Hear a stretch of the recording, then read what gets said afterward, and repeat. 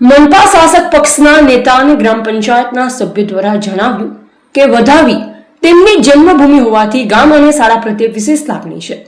આ લાગણીના ભાગરૂપે તેમણે શાળાને અડી આવેલો પ્લોટ આશરે ₹10 લાખના સ્વખર્ચે ખરીદ્યો, જે કોઈ વ્યક્તિગત લાભ માટે નહીં પરંતુ શાળાના હિત માટે દાનમાં આપવામાં આવ્યો છે। તેમના જણાવ્યા અનુસાર જમીનના દસ્તાવેજની પ્રક્રિયા હાલમાં ચાલી રહી છે। દસ્તાવેજી અને નિયમ મુજબની કાર્યવાહી પૂર્ણ થયા બાદ જમીન સત્તાવાર રીતે શાળાને સોંપવામાં આવશે। પ્રક્રિયામાં વિઘ્ન ઊભું થતા કેટલાક લોકોએ સમગ્ર મામલાને ખોટી રીતે રજૂ કરી તેમની પ્રતિષ્ઠાને નુકસાન પહોંચાડવાનો પ્રયાસ કર્યો હોવાનું પણ કિરીટ ભીમભાઈએ દાવો કર્યો છે। અહેવાલ અલ્પેશ કગરાણા, જૂનાગઢ।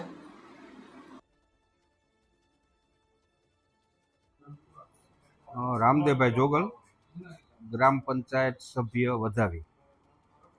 હવે આજે અમે એક અખબારમાં ન્યૂઝમાં વાંચેલું, વધાવી ગામની એક માહિતી હતી કે ભાઈ સ્કૂલને પ્લોટ આપેલ છે પણ દાતાના નામે જ નથી। એની સાચી હકીકત એવી છે અને સ્કૂલે સ્વીકારેલ નથી। તો અમે સ્કૂલે જઈ પ્રિન્સિપાલને વાત કરેલ, ભાઈ તમે આવી મીડિયામાં આવેલું છે, પ્રેસમાં, તો કે ભાઈ અમને કોઈ જાતનો ખ્યાલ નથી અને અમે અસ્વીકાર્ય નથી, સ્વીકાર્ય જ છે એ કાયમી માટે। પછી ભાઈ મીડિયાને જાણ કરતાં મુનાભાઈએ એની જન્મભૂમિ છે, પ્લોટ આપેલો જ છે અને દસ્તાવેજી પ્રક્રિયાને વિલંબને લીધે થોડું મોડું થયું છે, પણ દસ્તાવેજી પૂર્ણ કરી અને સ્કૂલને પ્લોટ અર્પણ કરવાનો જ છે।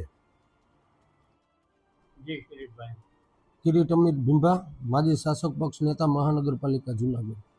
આજ રોજ કોઈ અખબારમાં ખોટી એક પ્રસિદ્ધિ જાહેર થઈ હોય કે ગેરસમજ થઈ હોય, જે સંદર્ભે આજ હું મારો ખુલાસો કરવા માગું છું કે વધાવી ગામનો મારો જન્મભૂમિ છે અને ત્યાંના વડીલો મારી પાસે આવી અને એક રજૂઆત કરેલ કે ગુના આપણે પ્રાથમિક શાળામાં આ પ્લોટ નહીં લઈએ તો આવનારા દિવસોમાં કોઈ બીજો વ્યક્તિ આ પ્લોટ લે તો 200 વિદ્યાર્થીઓનું ભાવિ શિક્ષણ જોખમમાં આવશે। જેથી કરીને આ ના થાય તે હેતુથી બધા વડીલોનું માન રાખી આ પ્લોટ મેં વેચાતો લીધેલો છે અને ઈલાબેન જોશી પાસેથી વેચાતો લીધેલો, પણ કાગળકીય પ્રોસેસ બાકી હતી અને એ દરમિયાન શિક્ષણ સમિતિમાં આ ખામધ્રોળ વધાવી પ્રાથમિક શાળાએ કમિટીએ ત્યાં રજૂઆત કરેલી અને એ લોકોએ એવું કીધેલ કે ભાઈ આ દસ્તાવેજ થયા પછી જ કોઈ પણ દાતાની જમીન સ્વીકારવામાં આવે છે, એટલે આ દસ્તાવેજની પ્રોસેસ ચાલુ છે અને ઈલાબેનને મેં